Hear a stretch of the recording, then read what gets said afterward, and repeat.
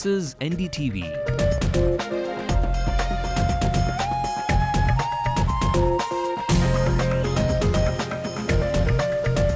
And you're watching Ndtv-Hindu.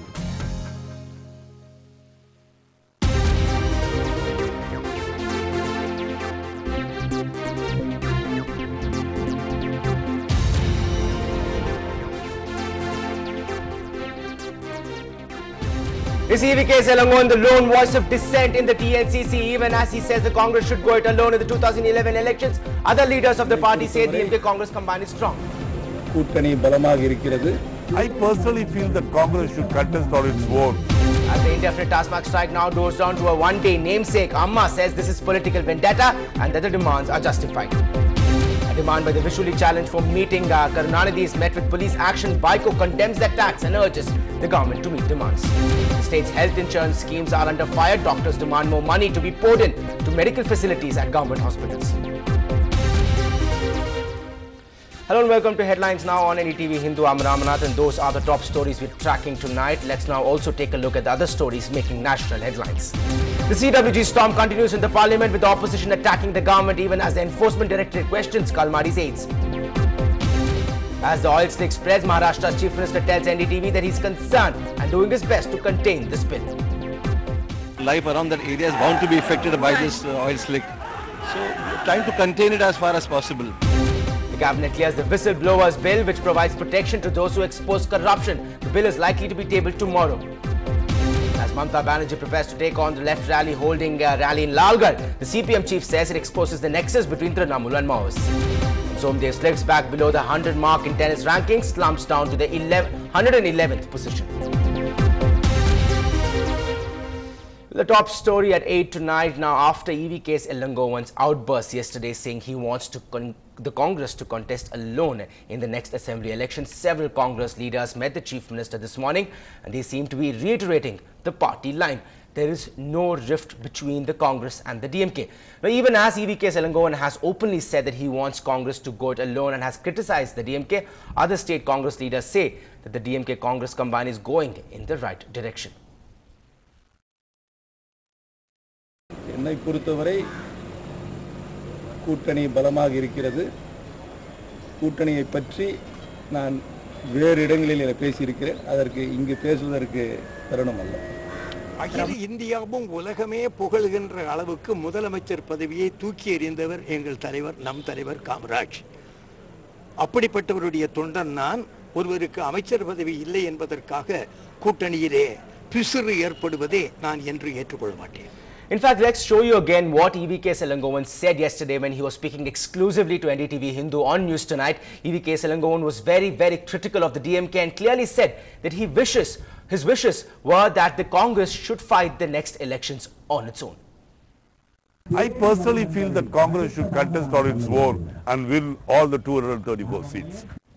So there you can see very clearly contradictions within the Congress party, and so much so ahead of those crucial elections in 2011.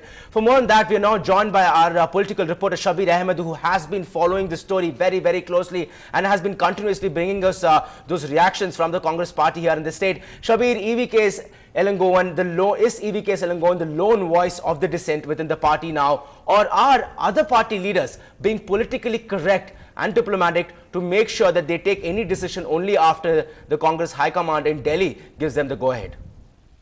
Well, one can say that other party leaders are politically correct at this point in time, because by towing the line of the state Congress leadership and the Congress High Command at the center, the leaders will have their say in alliance issues, because that is something perhaps each and every party leader is now very cautious about commenting on alliance. In fact, there has been a gag order imposed by Congress leader Tangabalu, Congress TNCC President Tangabalu, but in fact that did not have much effect on EVK Elangowan, who has been voicing his concern over the alliance, and in fact he was very critical about DMK on each and every front.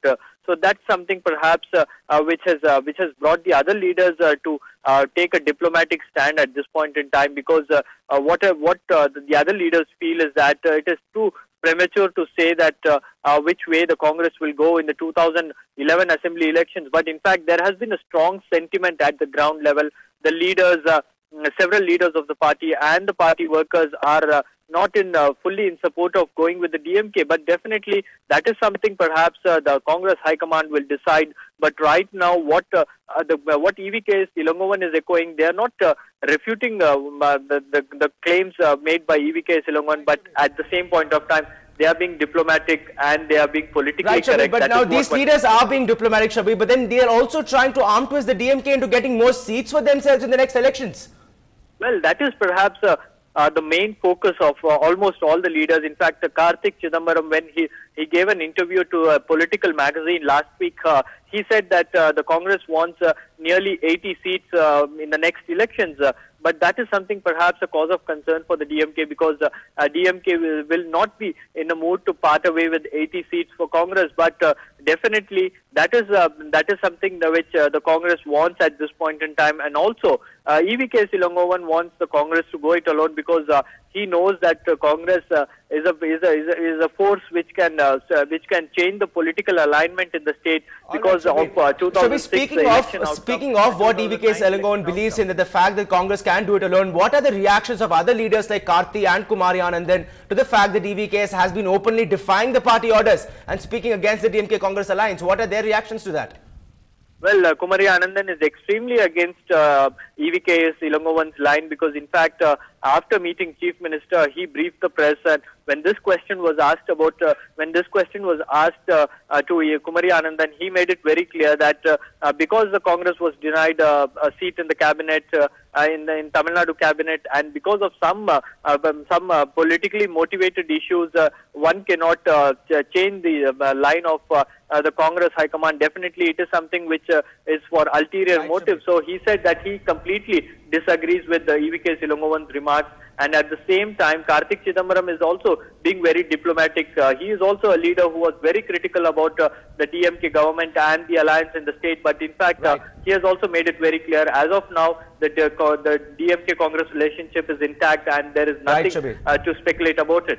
Right, Shabir, thanks a lot for joining us with those latest details on that story. Clearly, there are differences of opinion within the Congress, but then it seems that they are definitely asking the DMK for a better seat share than the last elections.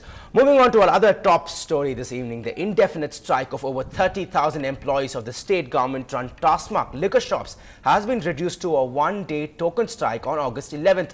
Following pressure by the state government, the joint struggle by a committee of several trade unions, including those of the AIA, DMK and left parties, has said that the strike would only be a one-day token protest. Employee unions of Tasmak have been demanding permanent jobs for the workers with 7 years experience.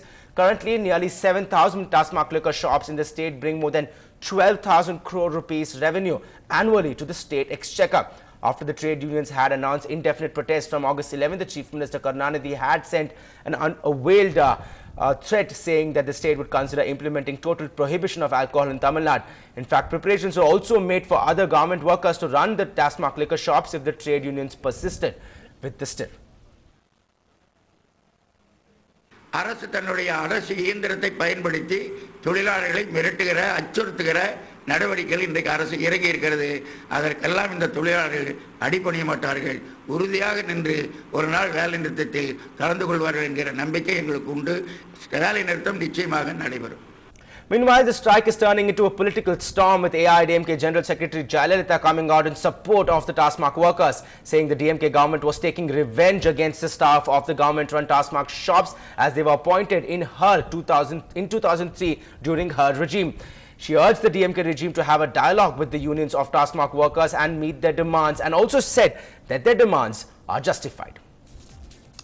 So what exactly are the demands of the Tasmak employees? Their list includes job security, that's why they want to ask for the permanency in their job, salary on par with other government staff, 8-hour work a day, weekly offs, yearly holidays, 12% interest on PF and other incentives. So those exactly are the demands of the Tasmak employees. For more on that, we're now joined by our senior correspondent Peer Mohammed, who joins us live from the newsroom and has been tracking the story very closely. Peer, these demands many believe are justified. Any possibility that the ruling DMK government will meet these demands? Ram, the DMK government is in no mood to listen to these demands because the number of employees is like more than 30,000, and if they are going to pay them even a small hike on par with the other government staff, it is going to be a burden on the exchequer. That is the thinking in the state finance department. The state government sources say that the government is in no mood to listen to their demands at this point of time. They want to make more money out of TASMAC, but not to pay back the employees at this point of time, because last year only, after persistent demands from the trade unions associated with the TASMAC employees, the government has paid them a small increment. Right. That is, yes. Ram. Right. Now, in fact, let's take a look at the TASMAC balance sheet here. Some quick facts about TASMAC. Over 30,000 employees work at these TASMAC shops throughout the state. More than 6,500 outlets. And the revenue, in fact, is over 12,000 crore rupees. That's 25% of the state revenue of the state exchequer. Now, P, if I can ask you, why? That even though it's such a huge industry, it's supporting such a huge number of people and also contributing in such a major manner to the revenue of the state, why is the DMK holding back these demands? Why can't they just say it is a big industry, let's help these guys out a bit? Exactly, Ram. That's what even opposition leader Jayalalitha has said. When the government can spend so much money, 400 crore rupees on a World Tamil conference, why don't they spend off of that in compensating these employees who have been working for the last 7 years? That is the questions he has asked. That is what even DMK's allies VCK leader Thirumavalavan has asked. He also wanted job security, and he has announced a day-long hunger strike in support of the TASMAC employees. But the fact is that the government's attitude is that there is about 10% unemployment in the state, and there are people willing to come and work on a daily basis, on contract basis. There is they can find people. That is the kind of threat they send out to the employees, to bring down their morale, and that is how the indefinite stir has become a one-day stir. So that is the attitude of the government, because they would want this money ahead of the elections. That is why more shops are... Right, Pete. Now that you have mentioned, in fact, what other opposition parties are wanting, now this has become clearly a political game. In fact, the ex-CPM man now with the DMK, Tirupur Govindarajan, has said it has become a political game very openly. If we can have actually that sound bite, let's hear him out. TASMAC தொழிலாளர்கள் தங்களுடைய நியாயமான கோரிக்கைகளுக்காக அரசுக்கு புறத்தில் கோரிக்கை வைத்து போராடுவதில் தவறில்லை. ஆனால் இப்ப டாஸ்மாக் ஊழியர்கள் அரசியல் பகடைக்காயாக பயன்படுத்துவதற்கான ஒரு முயற்சி நடத்தப்படுகிறது. ஆகவே அது உண்மையிலேயே டாஸ்மாக் ஊழியர்களுக்கான பிரச்சனைகளை வென்றெடுக்க வேண்டும் என்பதற்காக மட்டுமாக அது தெரியவில்லை. ஆகவேதான் நீண்ட நாள் நடத்துகிற போராட்டம் காலவரையற்ற வேலை நிறுத்தம் இன்றைக்கு ஒரு நாளாக சுருக்கப்பட்டிருக்கிறது. ஆகவே அதுக்கு ஒரு அரசியல் பின்னணியோடு அது நடத்தப்படுகிறது. ஒரு தொழிற்சங்கம் என்கிற எல்லைக்குள் வரம்புக்குள் நின்று தன்னுடைய உரிமைகளுக்காக அரசை கேட்டு போராடுவதில் எந்த தவறும் இல்லை. ஆனால் இது ஒரு அரசியலாக வைத்து இந்த அரசுக்கு எதிராக ஒரு அரசியல் அணியை உருவாக்கி அதன் மூலம் இதற்கு எதிராக பயன்படுத்துவதற்கான ஒரு முயற்சி நடக்கிறது. அது சரியான அணுகுமுறையாக நான் கருதவில்லை. So that was Govind Swami there. So Pete, it is clear that it has become a game. So what really are the implications here, given the history, the political history of the TASMAC shots, and also the future, the elections up ahead? What clearly are the implications of this issue when it comes to politics in the state? Yeah, Jayalalitha in her statement today has mentioned that their demands will be met if she has indicated that their demands will be met if she comes back to power in the 2011 assembly elections. Like we have to wait and see if she is going to come back and live up to her promise. That we have to wait and see. But at this point of time, the left, all the unions are affiliated either to the left parties or to the AIDMK. That is one reason DMK is hesitant on listening to their demands. And also, if you remember the Radhapuram bus stand issue, in which AIDMK chief demanded naming of the bus stand after late leader Kamarajar, it took several months for the Chief Minister to accept her demand, because if she is making the demand, if she is politicizing the issue, in normal course, he won't immediately accept and heed to the demand of the employees. So there is, we have to wait and see what happens after the election. So till then, the issue will remain unsolved. Right, Pete. Right, Pete. Thanks a lot for joining us with those insights and details on that story. Moving on, the city's doctors are the latest to join the critics of the government's medical insurance schemes named after Chief Minister M. Karunanidhi. The Tamil Nadu Health Development Association says that the huge public funds involved in the scheme should have actually been invested in improving public medical facilities to bring long-term benefits to the common man in the state. Our health reporter Nitila brings us this story. இப்போ ஒரு 30-40 வருஷத்துக்கு முந்தியெல்லாம் முதலமைச்சர் கூட உடல் நலம் சரியில்லைனாக்கா government general hospital தான் admit ஆவார். இன்னைக்கு வந்து ஒரு சாதாரண தலைவர் கூட அங்க போறதுக்கு ஒரு நிலை இல்ல. That says a lot about the condition of state-run hospitals in Tamil Nadu, which face a severe shortage of funds. Tamil Nadu Health Development Association says the money poured into the Kalaignar insurance scheme should have been invested in improving public healthcare facilities.